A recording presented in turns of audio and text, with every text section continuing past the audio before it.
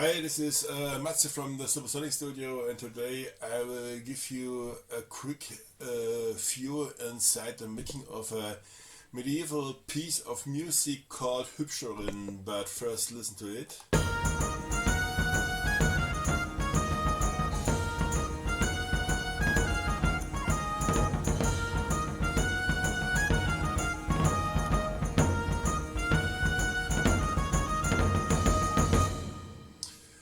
Okay, this was the main motive of the piece of music or the tune I call Hübschlerin. Why Hübschlerin?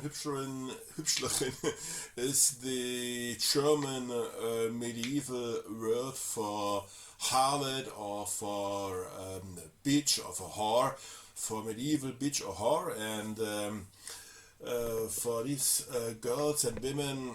We have at the staufersaga a group, and they are performing dances, they are dancing, and they use for this purpose medieval music, and this is the reason why I write medieval dancing tunes, but not only, because yes, I love to compose medieval music, and with the help of the great libraries of Eduardo and Marcel, I'm able to make these tunes.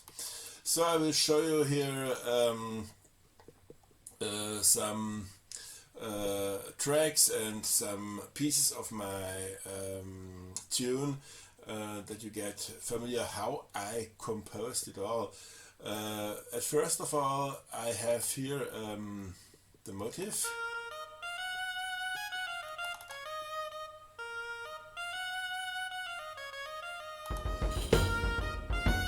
It's a Sean. In German I would say it's a Schalmei. Looks like that here, that instrument.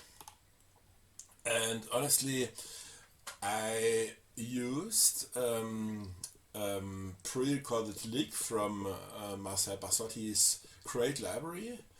And with the help of Cubase and with very pitch, I analyzed the audio file that I rendered before, and from the rendered audio file I made the MIDI notes with velocity, and so I could change and alter the MIDI notes and combine and do whatever I want. So it's a great basic start to use a short audio clip or a lick from a library with licks. They are very great in these times, and it's a great benefit for all composers. And if you analyze them and you make them into MIDI files, like here you can see it, you can work further on the track and you can make more out of it. So this was the Sean, you can hear it pure.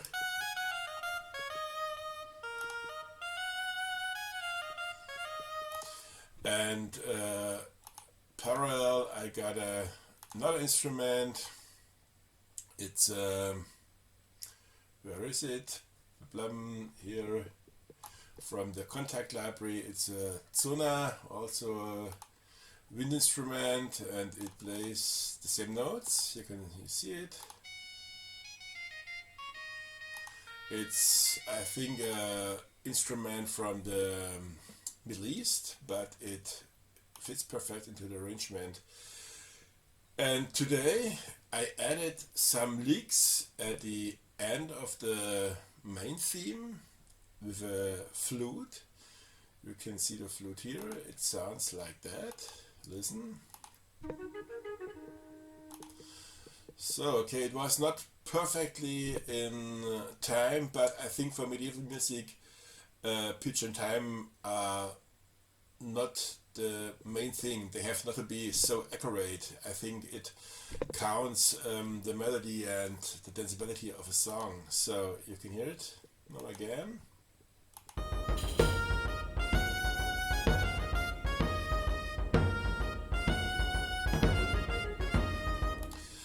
And I got a lot of percussion and drums. So I will show you the whole section in solo mode. You can hear here only the percussion and drums.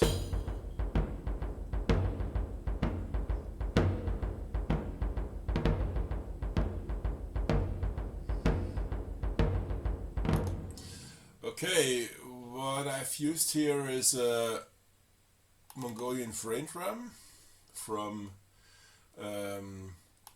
World Library, and the kettle drum from Marcel library, I think. Yes, kettle drum, here you can see it. It sounds like that.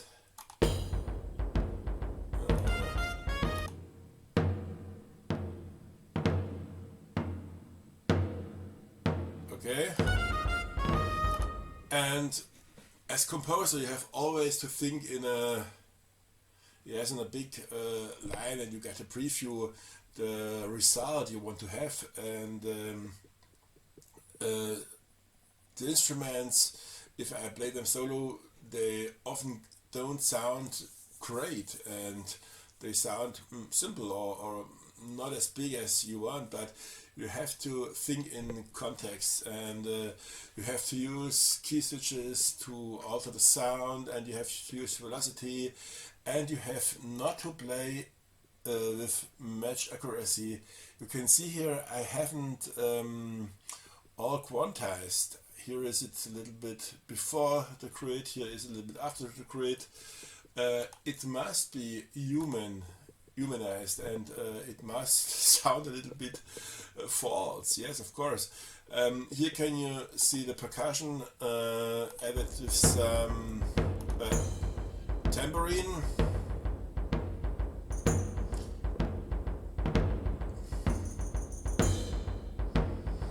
Yeah, this is the first part of the song, and I have learned keep it simple and keep it danceable and find a great melody. So here you can see the structure of the song. Yes, main motifs and interludes are changing. Blue are the percussion elements, red are the string instruments like hurdy-gurdy, psaltery, violin, viola gamba, fiddle, fidule. Here is a northern instrument from the Dark Era Library, Truth, I cannot pronounce it, medieval lute and drone. And the woodwinds, I have also used a lot of woodwinds here. Here is, as I have shown you before, the Shalmai or Sean, Zurna, Schwäger flute, Renaissance alto recorder, traditional wooden flute, Julian pipes, Renaissance soprano, bombarde, and bagpipe, of course. Yeah, tavern singers. It's a gang of guys in tavern singing. I haven't composed something for them. Maybe in a B version I will add also the ho ha ho singers of the tavern. Don't know. It depends how the normal version will be accepted and will be heard. So I proceed to the next part of the song. This is this one. Motif.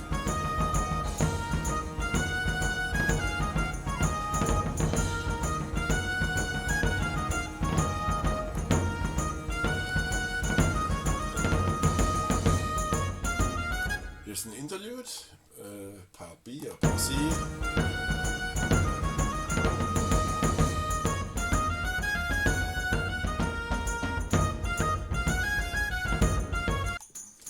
A lot of tambourine.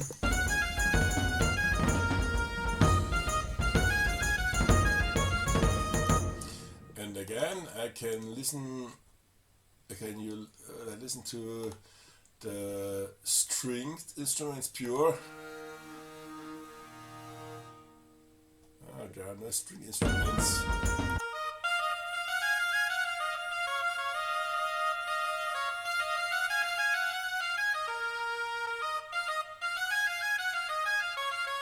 Okay, the woodwinds here at this part.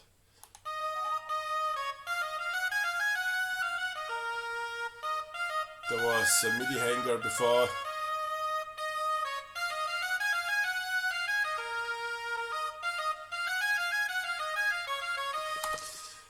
I think it's a good idea to group the instruments just like I did in percussion, stringed and woodwind instruments, so you can hear the single sections and you can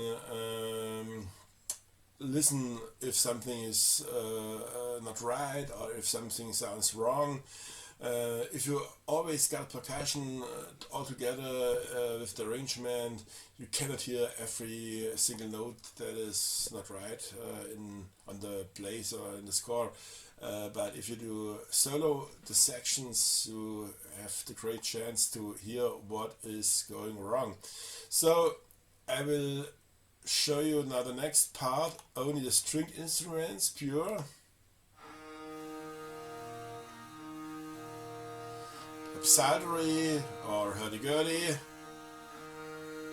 viola da gamba, and again the woodwinds.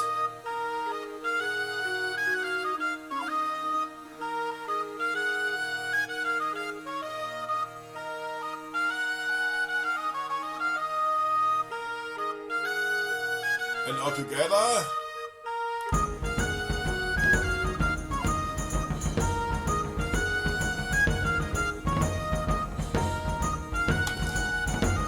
As you can see, I build up the song step by step. The arrangement becomes fuller and more instruments. Here you see more red parts, more green parts. Here are less parts, and here also the number of hits and grooves is increasing. And in the final part here, yes, I got an accent. I left out some parts to emphasize finally the full final chorus. Okay, so let's proceed to the next part.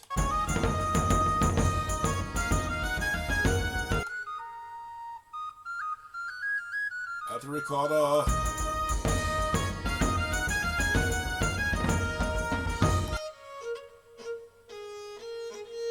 Fiddle.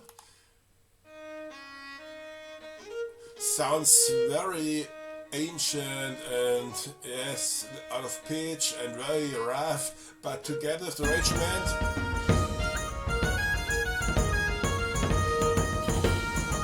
the motif again.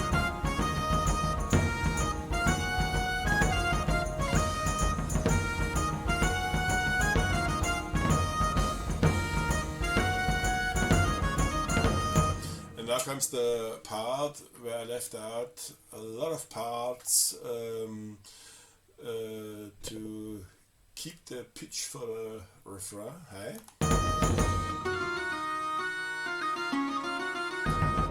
I hear a lute. Where's my lute? Oh yeah, here's it. Medieval lute.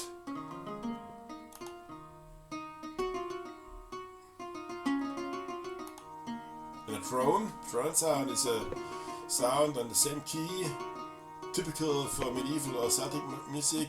And now the hook.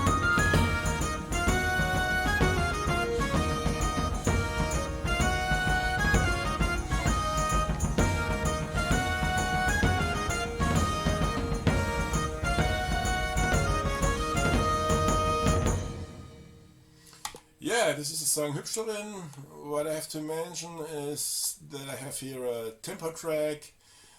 I started with about, I don't know, 126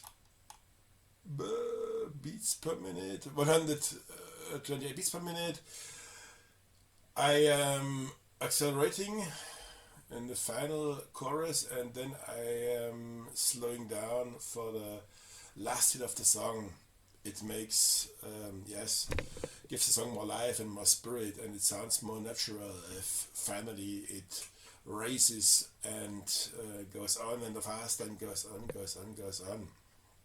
Okay, what is to say still? I have to master this song, I have to render it out, and I already have my cover girl found it. She will be the Hübschlerin. This will be the artwork. I will call the song Hübschlerin, as mentioned before, by Mazze, of course. And she will be the medieval horror bitch or whatever. And she will be on my cover and artwork. So stay tuned. I think the next days we get an announcement that the song will be released in about 4 or 5 weeks, and I hope that a group or some girls or whoever will dance it, or maybe someone uses it for a film or whatever. So see you soon. Bye bye. Your Matze.